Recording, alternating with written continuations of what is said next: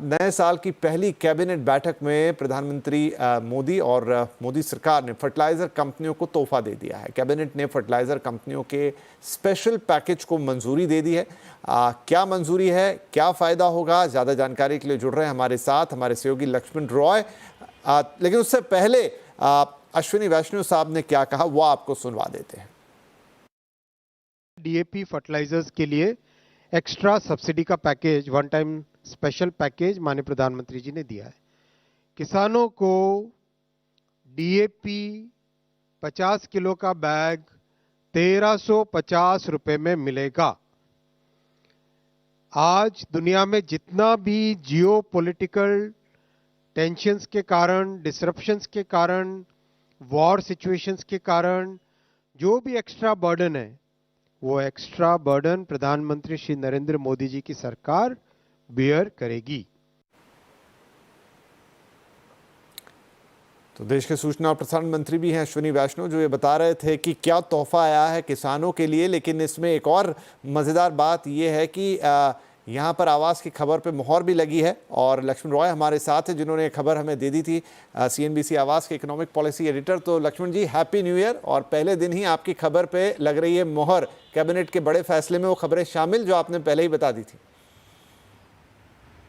जी बिल्कुल, आपको भी नए साल के ढेर सारी शुभकामनाएं और दर्शकों को भी। और आपने बिल्कुल सही कहा, जैसे हम लोगों ने अपने दर्शकों को खबर बताई थी कैबिनेट की बैठक से काफ़ी पहले, और हूबहू वैसे ही खबर निकल कर आई है। और कैबिनेट ने डीएपी बनाने वाली कंपनियों को एक मुश्त इंसेंटिव पैकेज देने का ऐलान किया है। ये पैकेज 3,850 करोड़ रुपए का होगा और 50 केजी का जो डीएपी का एक बैग होता है, उस एक बैग पर 175 रुपए प्रति बैग के हिसाब से उनको अतिरिक्त इंसेंटिव दिया जाएगा। अतिरिक्त इंसेंटिव इसलिए कह रहा हूं कि डीएपी बनाने वाली कंपनियों को सरकार पहले ही न्यूट्रिएंट के आधार पर सब्सिडी देती है, लेकिन ये जो एडिशनल इंसेंटिव है सब्सिडी के ऊपर दिया जाएगा। इसके पीछे वजह यह है कि जब से सरकार ने सब्सिडी की रेट तय की है, उसके बाद से लगातार कच्चे माल की कीमतें बढ़ रही हैं। कच्चे माल की कीमतें बढ़ती हैं तो लागत बढ़ जाती है। लागत की भरपाई करने का दो ही रास्ता होता है, तो सरकार सब्सिडी दे या फिर किसानों को ज्यादा कीमत चुकाना पड़े। तो किसानों को उसकी ज्यादा कीमत नहीं चुकानी पड़ेगी। पहले की तरह 1,350 रुपए प्रति बैग के हिसाब से उनको डीएपी मिलता रहेगा। उल्टा सरकार क्या करेगी, ऊपर से सब्सिडी यानी इंसेंटिव की रकम बढ़ा दिया है 175 रुपए प्रति बैग। तो फर्टिलाइजर के मोर्चे पर किसानों के लिए भी अच्छी खबर। दूसरी बड़ी खबर जो है वह है फसल बीमा योजना को लेकर के। वहां भी फसल बीमा योजना के लिए सरकार ने उसके एलोकेशन को बढ़ाया है। अभी बढ़कर के 69,515 करोड़ रुपए हो गया है। और इसके तहत फसल बीमा योजना के तहत जो क्लेम दिया जाता है उसकी प्रक्रिया को आसान किया गया है। उसके लिए खास इनोवेशन टेक्नोलॉजी फंड भी सरकार ने मंजूर दिया है, करीब 800 करोड़ रुपए के। तो ये दो बड़े फैसले कैबिनेट की बैठक में लिए गए। जी लक्ष्मण, तो चलिए ये दो बड़े फैसले। लेकिन एक और सवाल हम आपसे हम पूछेंगे, क्योंकि नए साल में डिफेंस सेक्टर में भी काफ़ी हलचल रहने वाली है और रक्षा मंत्रालय ने 2025 को ईयर ऑफ रिफॉर्म घोषित किया है। इस ईयर ऑफ रिफॉर्म्स के तहत काफ़ी कुछ किया जाएगा। तो लक्ष्मण, हम आपसे समझना चाहेंगे कि ईयर ऑफ रिफॉर्म्स का मतलब क्या है और क्या क्या फैसले इसके तहत लिए जाएंगे। जी आपकी आवाज़ आने रही। जी लक्ष्मण, मैं ये पूछ रहा था आपसे कि जो एक और बड़ी खबर आज की कि डिफेंस मिनिस्ट्री ने रक्षा मंत्रालय ने 2025 को इस सेक्टर के लिए ईयर ऑफ रिफॉर्म्स घोषित किया है। तो इसका मतलब क्या है और अब इसके तहत क्या क्या होगा? देखिए, इसके लिए दो मतलब है।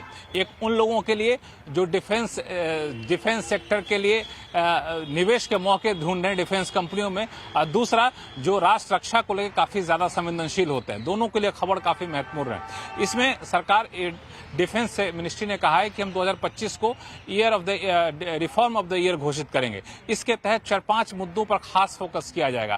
पहला कि आत्मनिर्भरता की तरफ बढ़ाया जाएगा। डिफेंस इक्विपमेंट के इंपोर्ट पर निर्भरता घटाई जाएगी। इसके लिए सरकार जो है डिफेंस प्रोक्योरमेंट यानी सामान जो खरीदती है उसकी प्रक्रिया को आसान करेगी। उसके तहत समय कम लगे ये सुनिश्चित किया जाएगा। इस पब्लिक प्राइवेट पार्टनरशिप को बढ़ावा दिया जाएगा, टेक्नोलॉजी ट्रांसफर को बढ़ावा दिया जाएगा। तो ये पूरा एक कोशिश होगी कि आत्मनिर्भरता की तरफ बढ़ा जाए। यहाँ पे एक और महत्वपूर्ण बात यह है कि सरकार ने करीब 2500 ऐसे इक्विपमेंट की लिस्ट जारी कर दी है जिसको तय समय के भीतर उसके इंपोर्ट की निर्भरता खत्म करनी, पूरा डोमेस्टिक प्रोडक्शन बढ़ाना है। तो उस तरफ ये कदम काफी ज्यादा अहम होगा। दूसरा जो फोकस एरिया टेक्नोलॉजी को लेकर के, artificial intelligence, robotic, space, cyber, इन सारे सेगमेंट पे काफी ज्यादा फोकस डिफेंस सेक्टर का रहने वाला, रक्षा मंत्रालय का रहने वाला है। तो मुझे लगता है कि अगला एक साल जो है डिफेंस के मोर्चे पर काफी ज्यादा हलचल रहने वाली है। जी, तो डिफेंस के लिए ये ईयर ऑफ इम्पोर्टेंस और घोषित करने की बात और ईयर ऑफ रिफॉर्म घोषित करने की बात, किस तरीके से उसका इम्पैक्ट होगा पूरे सिस्टम पर, ये लक्ष्मण रॉय हमें समझा रहे थे। बहुत शुक्रिया सर इस अपडेट के लिए।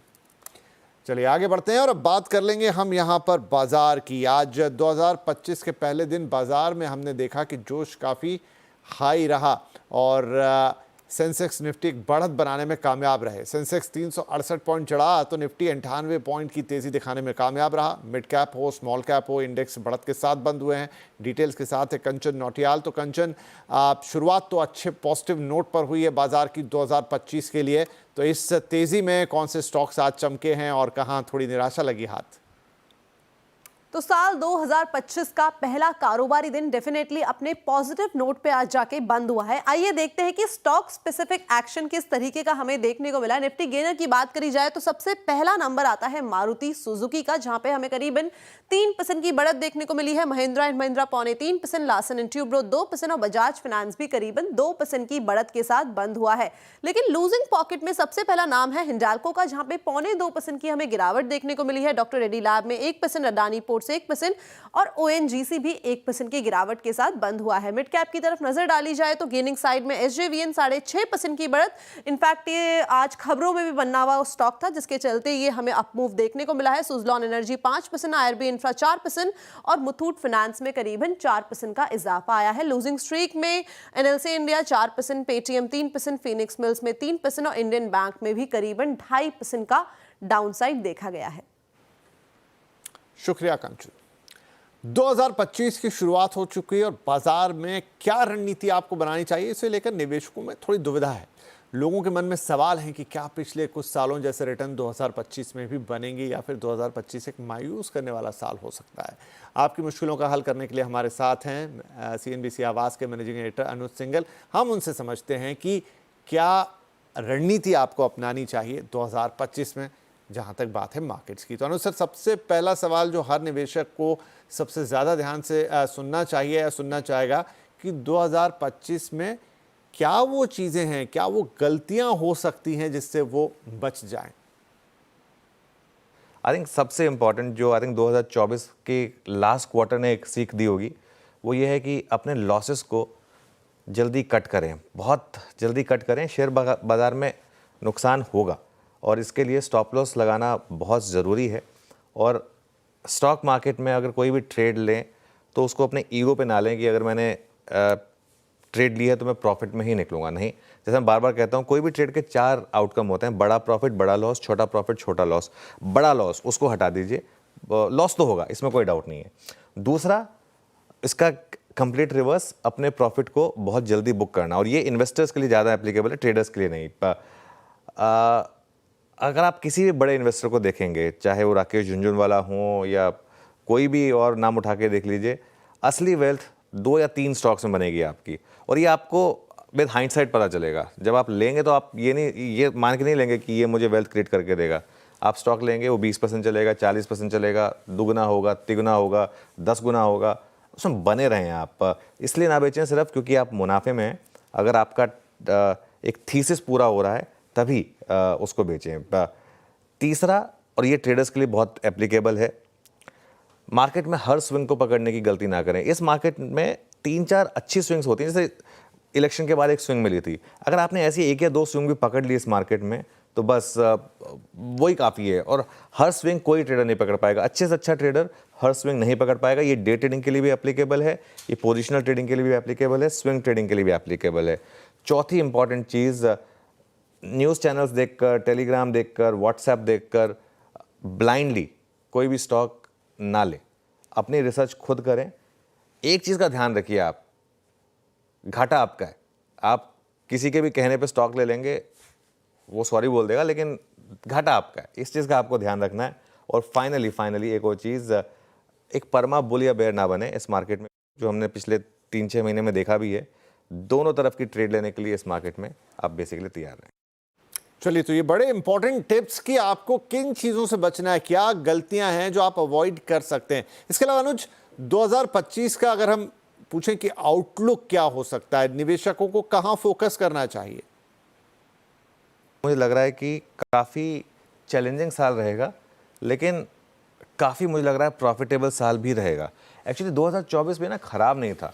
हम सिर्फ निफ्टी देखकर या पिछले 3 महीने का मूव देखकर अगर हम कह दें कि नहीं पिछला साल ख़राब था, मार्केट ने पिछले साल भी आपको बहुत बेहतरीन मौके दिए थे। आईपीओस की बाहर आई थी, शानदार रिटर्न्स आए थे कुछ इंडिविजुअल स्टॉक्स में। हाँ, साल की शुरुआत सीधा होगी अर्निंग सीजन से, और Q2 के खराब अर्निंग सीजन के बाद एक्सपेक्टेशन ये है कि Q3 का अर्निंग सीजन भी मोर और लेस खराब ही रहने वाला है। तो उस वजह से ये हो सकता है कि हम शुरुआत करेंगे एक कॉशियस व्यू के साथ, क्योंकि बहुत ज़्यादा इस मार्केट में आप देखेंगे कॉन्फिडेंस नहीं है। और वो कॉन्फिडेंस इसलिए नहीं है क्योंकि कोई भी रैली आ रही है ना, वहाँ पर सेलिंग आ जाती है, क्योंकि लोगों को रिस्क लग रहा है कि Q3 का अर्निंग सीजन भी खराब रहने वाला है। और ज़्यादातर एनालिस्ट ये मान के चल रहे हैं कि जैसा Q2 का अर्निंग सीजन था, वैसा ही Q3 का भी अर्निंग सीजन रहेगा।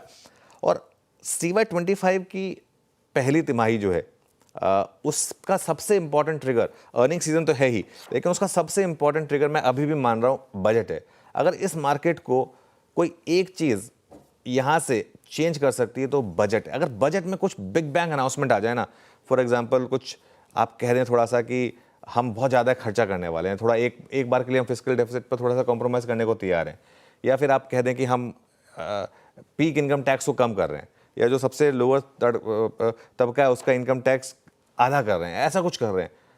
अगर ऐसा कुछ अनाउंसमेंट आ जाएगा ना, वो स्टॉक मार्केट में जान भरेगा। मार्केट में इस समय देखिए शॉर्टिंग बहुत है, लेकिन मार्केट को ट्रिगर चाहिए। वो ट्रिगर कहाँ से मिलेगा? अर्निंग सीजन से तो मिलना मुश्किल है, एटलीस्ट इस वाले अर्निंग सीजन में।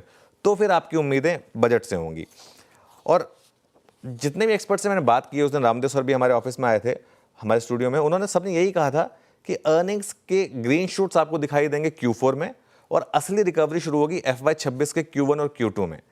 और मार्केट एक डिस्काउंटिंग मैकेनिज्म है, तो Q2 में अगर असली अर्निंग्स आएंगी तो मार्केट Q4 Q1 से रैली करना शायद शुरू करेगा। और बहुत लोगों का ये मानना है, हमारी आप और मैं, हम काफ़ी शो किए हमने, 10 से 12% का एक एक्सपेक्टेशन रखें इंडेक्स लेवल पर कि इतना आपको निफ्टी में रिटर्न्स मिलेगा। कई लोग तो ये भी मान रहे हैं कि उससे कम मिलेगा, लेकिन 10 से 12% की एक एक्सपेक्टेशन लेके चल रहे हैं। 2024 में फर्स्ट हाफ बहुत अच्छा था, सेकंड हाफ काफ़ी वोलेटाइल था। 2025 में इसका उल्टा होने के चांसेस हैं। 2025 में फर्स्ट हाफ शायद हो सकता है काफ़ी वोलेटाइल हो, लेकिन सेकंड हाफ हो सकता है काफ़ी पॉजिटिव रहे 2025 मार्केट के लिए। ट्रेडर्स स्क्रीन को रिस्पेक्ट करें, दोनों तरफ की ट्रेड लें, परमा बुल या परमा बेयर ना बने। अगर टेक्सचर सेल ऑन रैली का है तो सेल ऑन रैली करें, बाय ऑन डिप्स का है तो बाय ऑन डिप्स करें, दोनों हैं तो दोनों करें। अगर एकदम वॉलेटाइल मार्केट है तो ट्रेड ना करें, वो भी एक डिसीजन होगा। इन्वेस्टर्स, वो एक फॉर्मूला जो है हमारा सिप और डिप, उसको याद रखें। मैं इंडिया मार्केट पर अगर आप मुझे 10 साल का व्यू पूछेंगे तो मैं बहुत बुलिश हूँ। और एक और चीज़ बताऊँ, मैं पर्सनली जैसे मैं खुद जो इन्वेस्टमेंट करता हूँ, पिछले 3 महीने में मैंने अपने इन्वेस्टमेंट में 1% भी कमी नहीं की, उल्टा और काफ़ी ऐड ही किया है। तो यही मैं लोगों को कहूँगा कि ये समय आपको मौके मिल रहे हैं अपने पोजीशंस को, इन्वेस्टमेंट पोजीशंस को ऐड करने के लिए। चलिए, एक लास्ट क्वेश्चन अनुज जी, वो ये कि पोर्टफोलियो का जहां तक सवाल है, उसके लिए निवेशकों की क्या रणनीति होनी चाहिए? देखिए, पोर्टफोलियो की जहां तक बात है, कुछ सेक्टर्स हैं जो आपके पोर्टफोलियो में होने चाहिए, ये मेरा मानना है। ये हमने 2024 के शुरुआत में हमने एक व्यू लिया था कि आईटी और फार्मा आपके पोर्टफोलियो में होने चाहिए, और मुझे हैरानी नहीं है कि आईटी और फार्मा ने आपको सबसे ज़्यादा रिटर्न्स जनरेट करके भी दिए। मेरा ये मानना है कि ये अभी भी आपके पोर्टफोलियो में होने चाहिए। ये दोनों ऐसी स्पेसेस हैं जहां पर आपको डोमेस्टिक स्लो डाउन का कोई इम्पैक्ट नहीं है, प्लस यूएस इकोनॉमी इतनी स्ट्रांग है, विजिबिलिटी वहां पर इतनी स्ट्रांग है कि ये जो दो सेक्टर डायरेक्टली यूएस फेसिंग है, इनको फ़ायदा मिलेगा। प्लस डॉलर बहुत स्ट्रांग है, डॉलर रुपी इक्वेशन अभी भी आपके फेवर में रहेगी एज एन इन्वेस्टर। तो इसके लिए ये सेक्टर्स में आप बने रहें, इसमें कोई दिक्कत नहीं है। और मुझे लग रहा है कि आईटी और फार्मा में first quarter of calendar year और गेंस आएंगे यहाँ पर। उसके बाद मुझे लग रहा है कि सेलेक्टिव ऑटो और एफएमसीजी स्टॉक्स, जहां पर हमने काफ़ी पेन देखी है, अब मैं नाम नहीं लूँगा, लेकिन और ऐसा भी नहीं कि जो सबसे ज़्यादा गिर गया उसी को ले लें, लेकिन कुछ ऑटो स्टॉक्स और कुछ फार्मा स्टॉक्स, पिछले एफएमसीजी स्टॉक्स, खास तौर से पिछले 3 महीने में हमने काफ़ी पेन देखी है इन स्टॉक्स में। यहाँ पर अगर आपको अर्निंग्स का हल्का सा भी रिवाइवल का साइन दिखे तो यहाँ पर बुलिश हो जाए, लेकिन यहाँ पर आपको बहुत सिलेक्टिव रहना पड़ेगा। आईटी और फार्मा में तो आप एज सेक्टर ETF भी जाएंगे तो चल जाएगा, लेकिन ऑटो और एफएमसीजी में आपको बहुत ज़्यादा सिलेक्टिव होने की ज़रूरत है। और उसके अलावा सेकेंड हाफ ईयर में, मतलब फर्स्ट हाफ और सेकेंड हाफ, 2 हाफ बांटे, सेकेंड हाफ में मुझे लग रहा है सबसे ज़्यादा पैसा आपको बना के देगा private sector banks. Private sector banks ने 2024 में एज इंडेक्स 0 रिटर्न्स दिए। Private sector bank, Nifty bank थोड़ा चला बिकॉज ऑफ PSU बैंक्स, लेकिन निफ्टी प्राइवेट बैंक ने 0 रिटर्न्स दिए 2024 में। उसके कई कारण रहे, FII की सेलिंग, इंडसइंड बैंक का कोलैप्स, और भी काफ़ी कारण रहे। लेकिन मेरा ये मानना है कि यहाँ पर आपका पैसा बनेगा क्योंकि स्टार्टिंग वैल्यूएशंस काफ़ी शानदार हैं।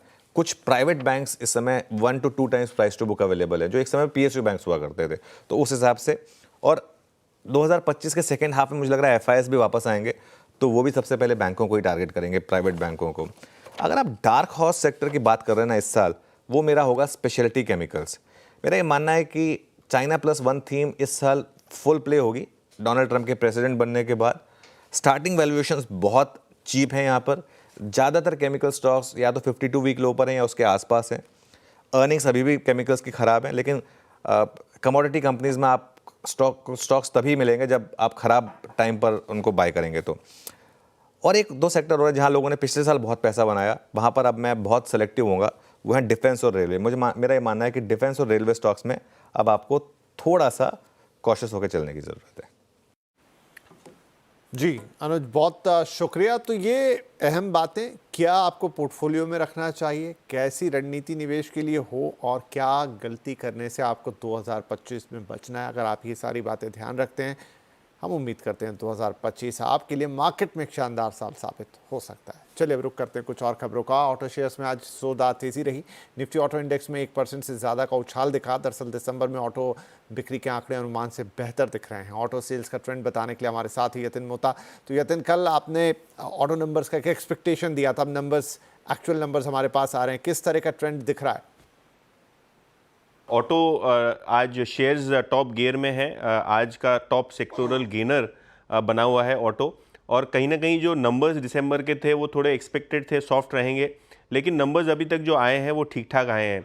इनफैक्ट मारुति की बात करें तो मारुति की जो कुल बिक्री है लगभग 30% बढ़ी है। अनुमान था कि केवल 25% की ग्रोथ होगी, और कुल मिला के जो बिक्री का आंकड़ा हुआ है वो है लगभग 1,78,000 यूनिट्स के आसपास। तो कहीं ना कहीं मारुति के numbers better than expectations. Hyundai Motors की बात करें तो यहाँ भी आपको एक 5-7% का डिक्लाइन एक्सपेक्टेड था, लेकिन डिक्लाइन को रोका है कंपनी ने, और 55,000 यूनिट्स के आसपास की बिक्री का यहाँ टोटल फिगर आता हुआ नजर पड़ा है, अनुमान से थोड़ा बेहतर।